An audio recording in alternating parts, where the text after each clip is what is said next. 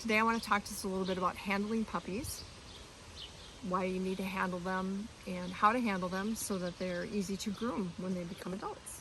So this is a puppy that's about 8 weeks old. It's a daughter of Bella and Rollo, and she is, we'll call her DJ, Little Duchess Jr. So whenever I hold a puppy, I'm always thinking about touching them and handling them and getting them used to being groomed. So my tools are here, and these are really kind of simple tools to have. And actually there's two things for one issue here.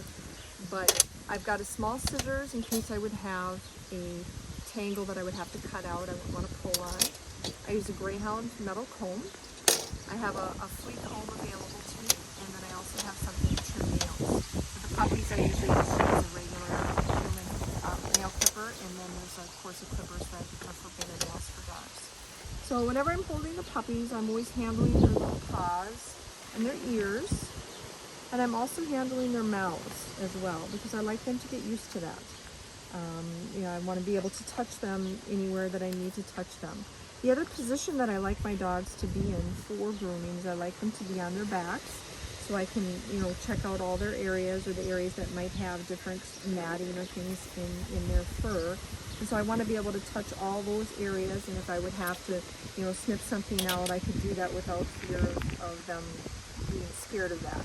So I like to have them on their back. If they don't want to go totally onto their back, that's really okay. You can start them in the sitting position so that they just get used to having their belly exposed and touched and handled.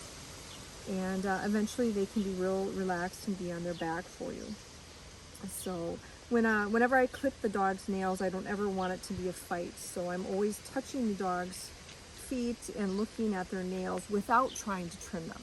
And so that, when it comes to trimming them, then it just seems to be no big deal at all. I can just go ahead and have them relax. And then just clip it off, and it's no big deal at all. So that's how we want nail clipping to be. It's just not a real big deal at all. So just really important to be touching your puppy in all areas. The flea comb is nice. There's two sides. One is small enough to get anything that would be in them, in their fur at all, you can get out. It's kind of like a glorified, a Furminator is actually a glorified flea comb. So I just use that to kind of comb them and get them used to all that all over their bodies. And so it's a good time to just kind of bond with them and kind of get them used to you touching them. And then eventually, of course, you want to be touching their ears, and combing their ears and behind their ears and all of that. Yeah, good puppy. And then just make it fun. Make it so they enjoy it. Because when they become adults, I want them to like being groomed. So this is my adult double espresso, and she's one of my mothers, and she's actually just had her puppies about 8-9 weeks, more like 10 weeks ago now. So she's kind of done with motherhood now, and she just loves to be groomed. So whenever I take the grooming stuff out, she just kind of runs up and jumps onto my lap. So I'm using my comb here, and I could do this maybe twice a week, get the loose hairs out so it doesn't knot, and that's pretty much good enough. And then her coat's a little thin because she did blow it. She blew her coat when she had her litter when she was nursing it and stuff. But again, I want her to be able to be on her back and to just allow me to touch any parts of her that I need to touch.